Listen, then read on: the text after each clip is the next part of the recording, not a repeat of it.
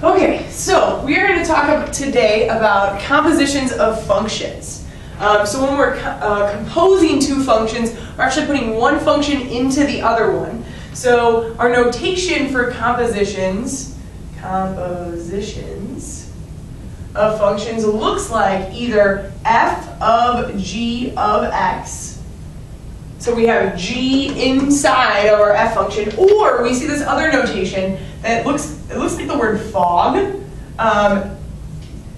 And this symbol right here kind of looks like a multiplication symbol, but it's actually looks kind of like a little open circle, or maybe a degree that's kind of centered. But this is still f of g of x. We're putting that g function into the f. The g is second, so it's going inside the f function. So in this case, we're going to start off with an example. F of x is equal to the square root of x plus 3. And g of x is going to be x squared minus 1. And so we're going to find f of g of x. So we're going to put the g function inside of the f function for this example. I'm going to use some color here. So I've got this g function, and I'm going to put it inside of that f function. And so if I do that, I'm going to start with my g function and write that down. So I've got the square root of something in parentheses, because we're not going to write the x this time. We're actually going to put that g of x inside here, and so we'll finish up that plus 3. And then I'm going to now, instead of x, using a little substitution, put x squared minus 1. And now I've used Christmas colors, and it's not December, so I'm a little mad at myself. But here's my new function. I do need to simplify anything that I can simplify. The squared and the square root don't cancel because they're not by themselves. The only thing I can simplify here is this negative 1 plus 3. And we did that wrong. So negative 1 plus 3, there we go. And so my final equation here is x squared plus 2. And that is f of g of x. So what I've done here is I've combined and put the g function in the f function. Now the second thing we're going to do is we're going to do that the other way. We're going to take the f function, put it in the g function this time. So that will give us a different answer. It will not look the same. It will not look the same. So the second scenario here is that we are going to find g of f of x. And let's see if I can erase all this. Well, so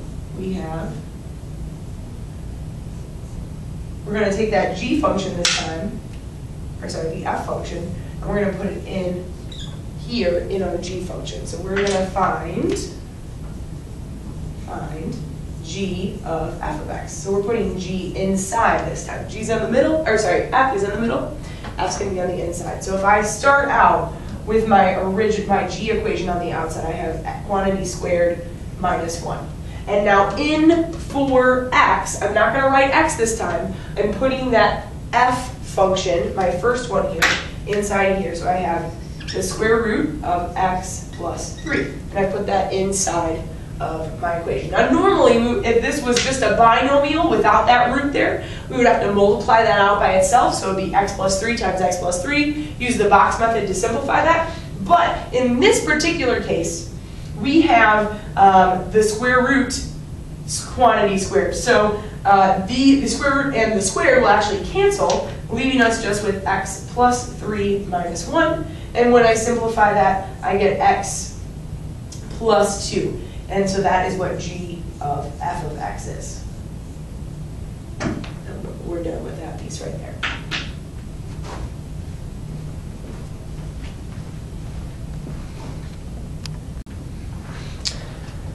So the other thing we can also do, that was just doing a composition of two equations, is we can actually make a composition of a particular value. So we're going to start out with two different equations.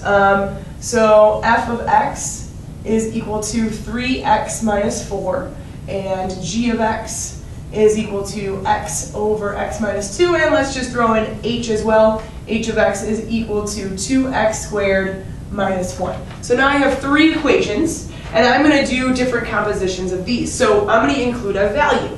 For example, my first example here if I have f of g of 4. What I have is I'm putting g into f, but I also want to put 4 into g first. So in order to do this, what I'm going to have here is I'm actually going to have g of 4 and solve for that. So that means I need to take my g equation and I'm going to put 4 in it every time there's an x. So I have x over x minus 2, which gives me 4 over 4 minus 2, which simplifies to 4 over 2, which is just 2. So now I know that g of 4 is equal to 2. So when I look at this original problem, I know that this is equal to 2. So I'm not going to try to solve for f of g of 4 anymore. Now I'm actually trying to solve for f of 2. So I just have to plug 2 in because I know that g of 4 is equal to 2. So then I look at my f equation and I have 3 times x, which I'm going to plug the 2 in for, minus 4. And then I simplify. So 3 times 2 gives me 6. 6 minus 4 gives me 2. So f of g of 4 is equal to 2. And I'm running out of marker here. So to make sure you can see that, we have f of g of 4. That's a terrible 4, is equal to 2. Now we do another example with a value. So g of f of negative 2, let's try that. So our second example here, example 2, is going to be g of f of negative 2. So this time the g function's on the outside, we're going to plug negative 2 on the inside and see that we're going to get a different answer because we do this in a different order.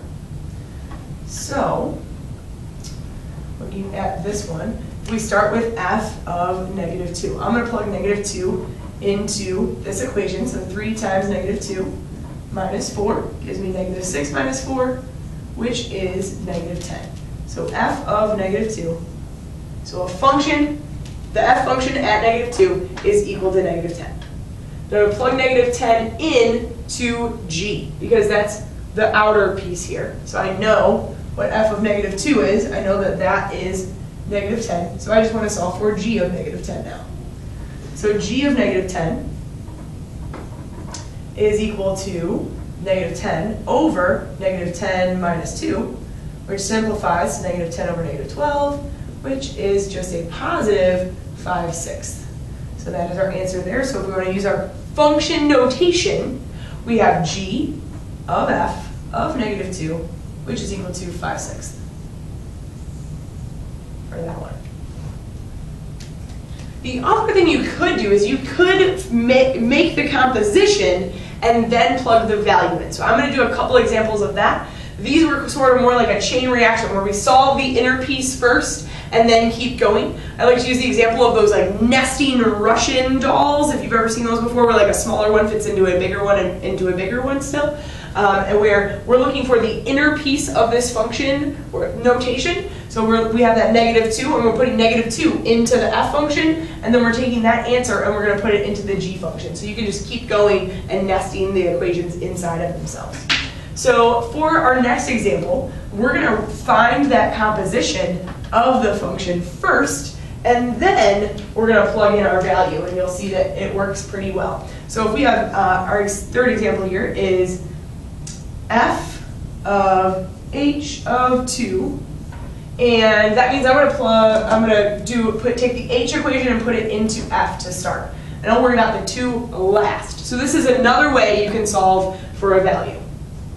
So if I have my h equation, 2x squared minus 1, I'm putting that in to my f. 3 is on the outside and a minus 4 is on the other side. So I'm going to distribute this 3. So I have 6x squared minus 3 minus 4. 6x squared minus 7 is my equation. Now I can just plug 2 into that new equation. So if I plug 2 in now, because this is f of h of x right here, now I'm going to plug 2 in for x. So 2 squared minus 7, and square first, so 6 times 4 minus 7, and I'm running out of room here. 24 minus 7 gives me, is that 17? So 17. I could also do this one in like a chain reaction. I could plug 2 into H.